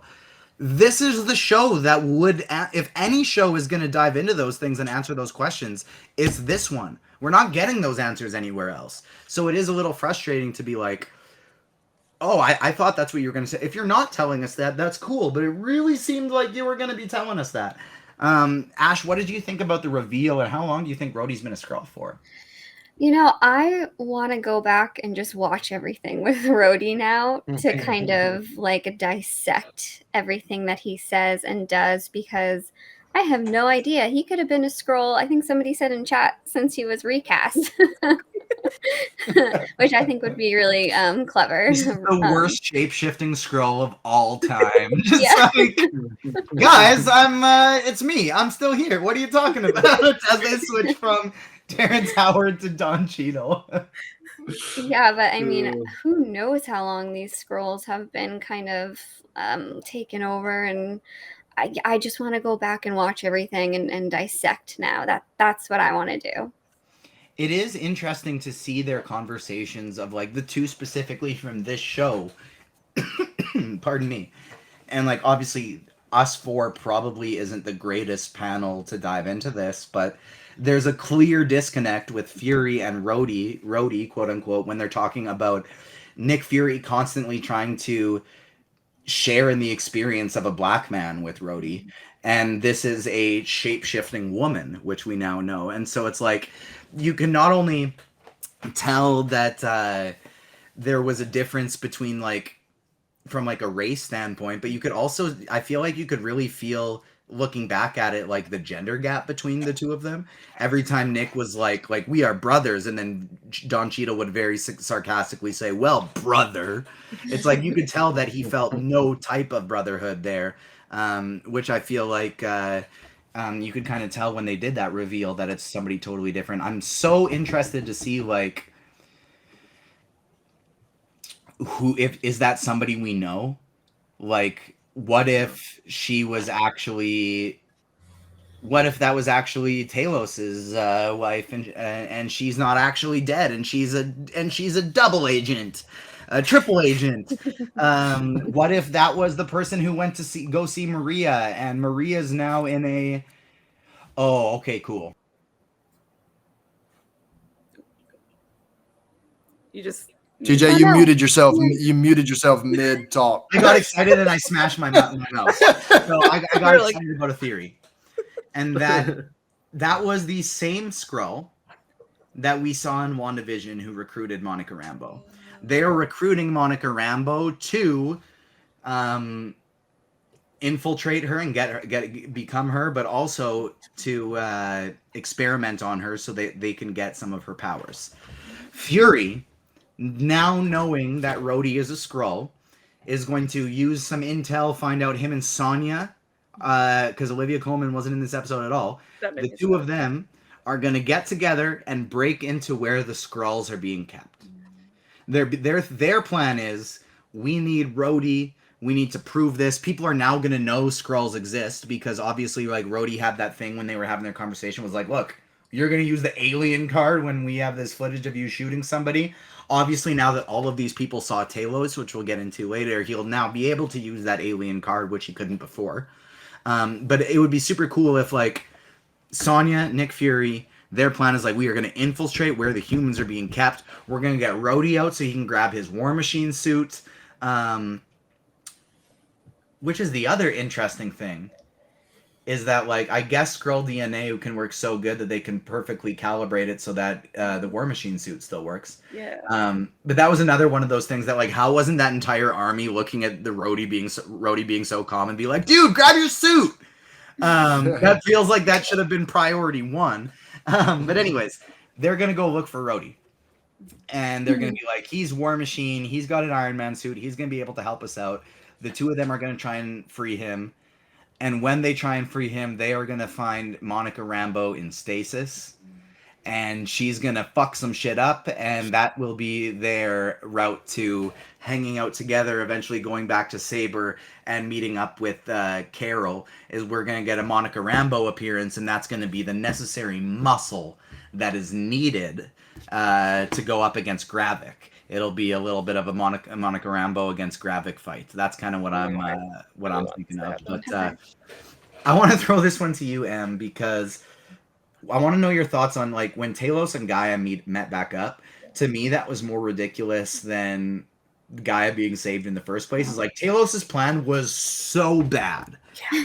That was a little bit of Professor X to the extreme of like, if we just show them how nice we are, they're gonna love us. Just the naivete behind that, it was not a good plan, and clearly Gaia agreed. Yeah, I the idea of like having the kind of bargaining chip was that was something, but like showing, we're just gonna show. No, that's not how America works. Unfortunately, that's not how. Like anyone, clearly he doesn't know humans well enough, because there's no way that in any universe that would work, because humans are notoriously inherently self-involved and don't really care about that. So that was a pretty horrible plan, and I felt really bad for my guy Talos, because like I wanted to just tell him like, no, like this is not going to work. And obviously Gaia agreed with that. That wasn't great. He didn't really cook there with that. Adam, we haven't been letting you cook. I didn't even go back to you for Rhodey, which I thought you passed. I thought you said throw it to Emma and Ash. Like I need to take a break. I didn't realize it was I'll go last. I thought it was like I'll sit this one out. I just want to say I'll hit on both topics quickly because I have thoughts on both of these scenes. Like the Rhodey reveal, I think it's just really disappointing because something like this should be a surprise. I think there's a way you can write this whole character better that it is a shock for us. But I do want to shout out Don Cheadle playing a Skrull, playing Rhodey is clearly having the time of his life. Like he is having so much fun. Like that scene when they're drinking together and stuff, and he's just like so sarcastic. I was just like, they're both just doing such a great job, but it's just disappointing. And like, even shout out to Damon, because he was the one that said like, I'm just glad that this reveal is done and we're past it. That's not how something like this should feel. Like there's a way you can write this character that like we all came in, like Em said, we were wondering like, okay, Rhodey, of all the potential Skrulls, like Rhodey is most likely. And then they just like, again, they kind of grabbed our hand and were like, you're right. And we're going to walk you to it until this big reveal. And it's like, instead, there's ways you can do it where it's like, maybe then we're starting to like question. Imagine these last 3 or 4 episodes, if he was just so pro Fury and all this other stuff that we're like, wait, I guess we were wrong about Rhodey. Like, there's no way. Why would Rhodey be doing this if he was? And then the reveal comes and then we're like, wait, why has he been helping him? What? Like, but no, like, it's just painfully obvious because he's been on the side of the Skrulls from the beginning. So it doesn't make any sense. And then I want to, this Talos and Gaia scene, one, to bring back Gaia from the dead and then have her only in this scene for the rest of the entire episode is incredibly stupid. Also, this scene is befuddling. She says to him word for word, my place is with you. I belong with you. You're my father. I know that plan was shit. Yeah, it was a shit plan. But like I was thinking about Star-Lord, and he was like, I like your plan, except it sucks. So let me do the plan. That way I might be really like that's what I was thinking when I was listening to that. But I'm like, you just said my place is with you. Stay, help your dad come up with a better plan instead of being like, nope, I'm out. Like what? Why would you just 30 seconds before say, I love you, Dad. My place is with you, and then be like, never mind, I'm out. Like what? It was literally like you're It was just whatever age pointless. you've been There's moved. so many things where I'm just like, what is the point? Yeah. It seemed like you're whatever age you've been moved out for a while, right? And then you get fired. You have no money. You call mom and dad and it's like, "Can I please come back and live at your house for a while?" And they're like, "Of course, honey. We never wanted you to leave in the first place. Of course you can stay." And then you spend a day with them and you remember like, "Oh, this is why I moved out." No, I would rather be homeless. I would rather have no money and live on the street than be back here. Fuck this. That's basically what happened. Yeah, pretty much. That's a great analogy. That's exactly what happened. In theory, she was like, "Yeah, totally," and then walked up and was like, you know what? You know what? I'm good. Never Good luck, mind. though." This is why we overthrew you in the first fucking place, Dad. Like, That's like just and then like say that to him. Like I felt something when she was like, "My place is with you." Like obviously her arc has been rushed and all over the place, but Amelia Clark is awesome, and like she can, you give her like a little bit, and she can put like everything into it, and she did a Those great eyebrows, job. they say it all. They do. Right, and she did a great job in that scene. Like when she said, "Like I'm here because of you," I was like, "Oh."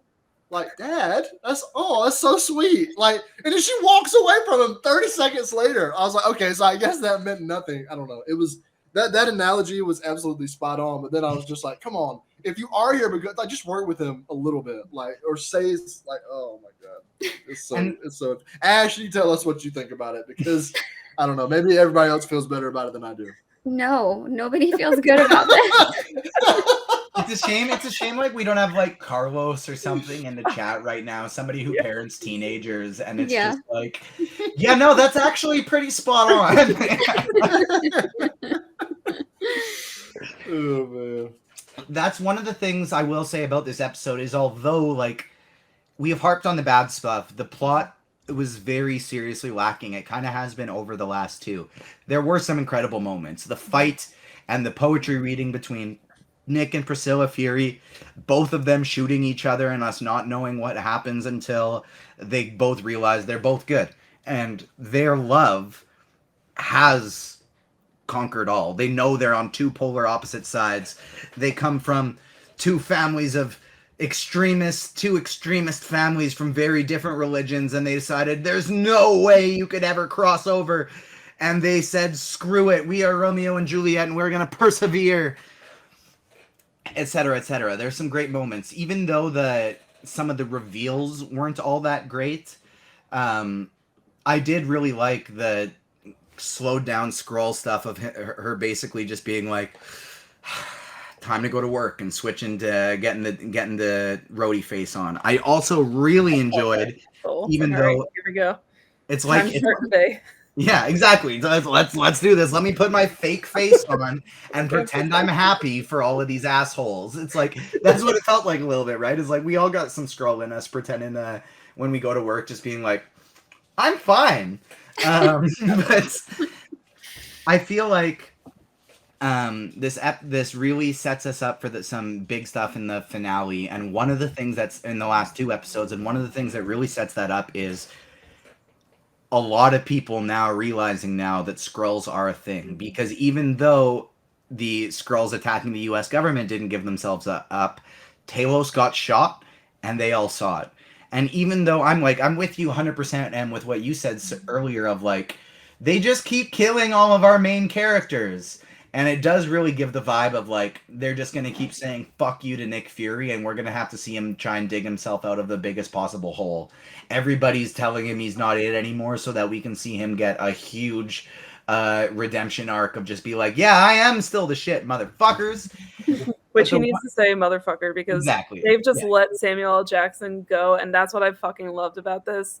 Like, they've just let him act. Yes. And like it's giving me Snakes on a Plane, it's giving me Pulp Fiction. Like I just want to see him do that again. Like I want to love this for the Samuel L. Jackson performance that we're getting, at least. Yeah. I will say the half Ben Mendelsohn, half Skrull Talos banging on the door, that did hit for me. Yeah. Like that was some great stuff of like, okay, his plan is shit, but it's because he truly believes he is doing the right thing. And him just giving everything he has because it's what Nick needs him to do so that Nick can run away and save the president. And this is kind of one of the reasons why I feel like, so we got Nick Fury on the run with the president and the entire US Army now knowing that Skrulls are there. Some shit's gonna go down in these last 2 episodes. But I actually thought that was a really cool moment as well. Adam, what did you think about it? So yeah, like, oh god, I'm sorry. Like the moment itself is cool. Like seeing, I don't have any complaints on Talos. Like Talos has been incredible this whole. I mean, like it's like you guys said, like his plan, sure, it's shit, but he believes in himself and he believes in like this coexistence, like even if it's unrealistic. But like I respect that. Like he believes that that's the right thing to do and he's going to go for it. It's better than wiping out like one race or the other. I mean, it's better than genocide. So like obviously we're going to be on his side, but then like. The thing that bothered me the most about this, yeah, like, and the by the way, the half face stuff was also that was incredible. Like they looked great, they did a great job touching that up, CGI stuff, all that. But the thing that really bothered me about that scene is like similar to Fury and his wife, like Fury and Talos' relationship has also been like part of the heart of the show. Like think about that car scene we got from them last episode. And when Talos goes down, I wrote about this in my review. I wanted Fury to be like freaking out, like no, this cannot happen. Like, and then he's just pretty much like shoving him to the side to get to the like. And then I was like, okay, like I get like the president is important. Hand the president to somebody else and be like no, like I've got you, like I'm here with you. What he says, all right, I'll come back and get you. And then I paid attention to this today. He puts the president in the car. And he's on his way around to the driver's seat when he turns and sees. He was just going to leave Talos even before.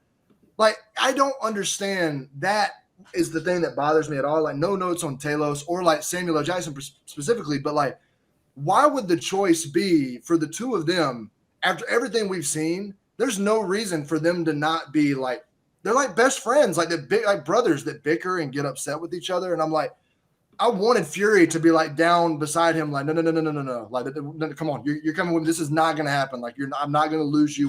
They've been working together for 25 years or however long it's been, and he just acted like he didn't care. And I don't know if that's supposed to be. I was thinking about. I was like, maybe I'm supposed to be sus on Fury because of that, but I'm like, if that's the case, then like that's like such a poor way to do that because I'm like, there is just no reason, given everything we've seen in this show, for him to not have been way more invested in that. And like, and then he just drives off and leaves him in the middle of the road. I feel the opposite. I think that was perfectly in character. Like, I think that was Nick Fury to a T. His facial expressions were clearly like, this is devastating and my life is ruined. But at the end of the day, I'm Nick Fury and I have to make a call that's going to be best for the world. And I need to get this president the fuck out of here. I trust no one else because the only guy I trust just got shot. Therefore, I'm the one who has to get this guy out of here.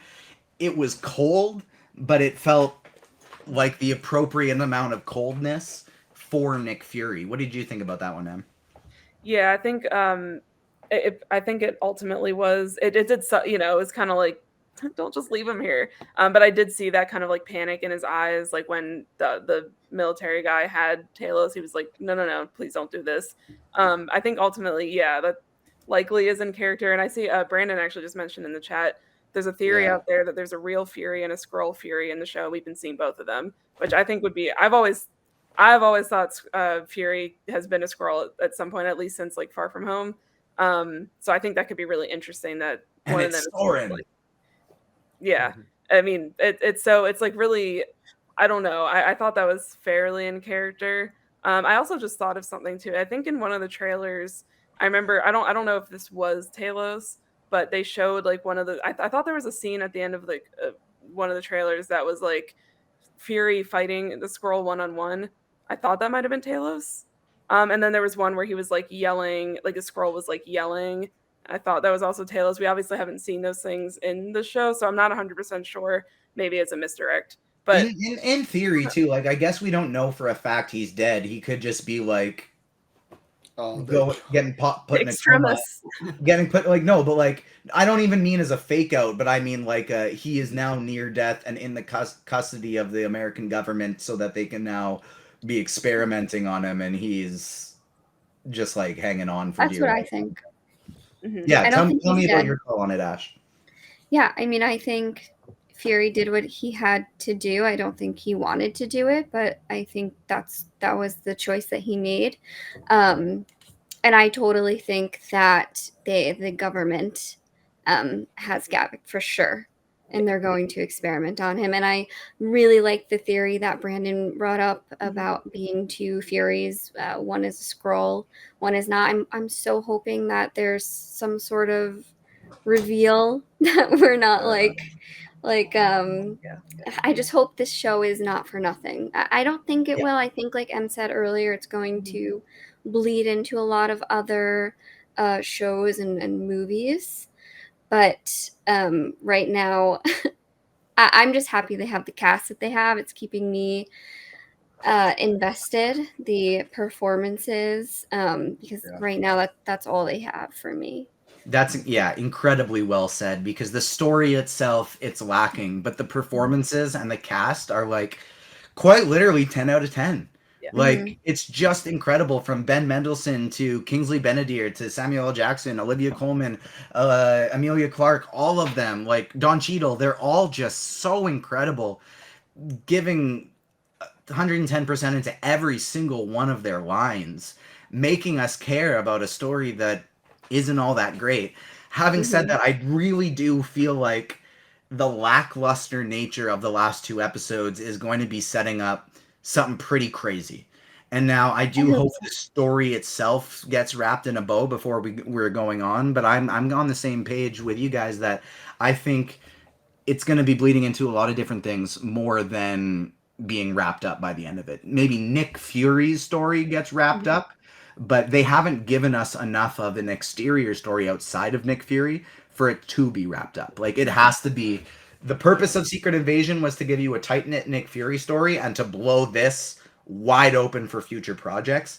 If that's not what it is, it's kind of, I think, going to end up being a failure. If that's what it is and that was the goal, like, okay, we had a couple episodes that didn't really do it for us, but this was, I always like to review something of like, what was the purpose? And so if the purpose ends up being, we need to keep you all in the dark until bang, this big thing happens and it's going to blow us all open. Yes, it can still have its flaws, but if they reach that goal, great. And I kind of think that's the route that they have to go here, because it's just, I feel like I'm waiting for the next shoe to drop with so much of this show. But it looks like we're gonna get out of here in under 2 hours. The live Twitch chat says an hour and 52 minutes, and I feel like we've gone through everything we need to go through for Secret Invasion. We've theorized, we've broke down, we talked about all the crazy news from the week. I'm hoping next week's show is just going to be a good old-fashioned cover some Secret Invasion and a little bit ever, but we know it seems Maybe to we'll be get like, the Fantastic Four. yeah, on Tuesday, Deadline, Collider, and THR are going to say, here's the Fantastic Four cast, here's the new X-Men, here's the entire plot of Deadpool 3, and we're going to have to be covering that as well. But we're going to be back next week for episode 5 of Secret Invasion. We got another one of our fellow agents joining us to co-host. We're going to be bringing on somebody else as well from another outlet who will be making a first time appearance on the podcast. This summer has been kind of continuously, the goal is to get as many, not only new people on the show as possible, but also with Garrett's absence, we're going to be working hard to make sure we're bringing in different people from our own Agents of Fandom team so our listeners can get to know the entirety of our team as well. So make sure you're tuning in to us each week. We're going to be having live shows on Thursdays, dropping on the podcast feeds on Fridays, as well as on YouTube. And so those on YouTube, thank you for watching. Keep hitting that like button for us. Make sure you're subscribed, etc. Make sure you're tuning in to all the podcasts on the Agents of Fandom Podcast Network. Ash, you knocked it out of your park on your first Ticket to Reality. Yay! This one was no different for the Agents of Fandom either. You were absolutely incredible. Thank you for joining us. Where can the people find you on socials? I am on socials at Ash Nerds More. Basically at all socials, Ash Nerds More. Love it. Because I'm a nerd and I like to nerd out. and I like to do it more. Yeah. Are we books and lattes? Are we M&M? Who are we? God, or all of the above. Thank you for just saying them. Just maybe Adam, if you just want to put my Twitter in the whatever. Yeah, I got you. Because I'm tired. One of these days I'm gonna just like make all my social names consistent. But yeah, you you can can get Emma her own link tree. Yeah, literally, I literally need my own just for all of my different accounts. I'm also on Threads, which actually my Instagram and Threads are the same, which thank you, I guess, Zuckerberg, for doing that for me. But yeah, find me. I have a couple recent reviews new reviews that I put up on Agents of Fandom. I'll be putting out a Barbie review in a couple weeks, so look out for that. No pressure or anything because it's only one of the biggest movies this year. And I just want to shout out one thing. We're talking a lot about the MCU TV shows. I think so far the show to do TV perfectly has been She-Hulk. I am obviously a She-Hulk stan, but that has been the one MCU show that has done the TV formula perfectly, and I will never stop singing its praises. So if you want to see more rants like that, then follow me. Absolutely. I've honestly enjoyed all of them. Like even with Secret Invasion, where we're pointing out a lot of things that it could have done better, but Secret Invasion to me feels very similar to like Thor: Love and Thunder, or even like Multiverse of Madness and Quantumania to a degree, where it's like it's not even that a lot of this is bad. It's just it should have been better. It's like this stuff is great, but it also needed to be complemented with this, and this that just aren't present. But while we all got different socials and different things like that, you can find all 4 of our work up at agentsoffandom.com, reviews and all kinds of great pieces, as well as the Agents of Fandom socials at Agents Fandom on TikTok and Twitter, Agents of Fandom everywhere else. You got me, Ash, Adam, and the entire team all putting stuff up there all the time. So make sure you check out our websites, our socials, and we will see you next week. Thank you so much, everyone, for tuning into this long-ass show. Thank you so much to Ruben behind the scenes, doing so much work as always, making sure we are good to go and this runs smooth. We had no technical difficulties on this one other than me muting myself. Another great show. So shout out to Ruben, and we will see everyone next week. Peace. Bye, guys. Peace.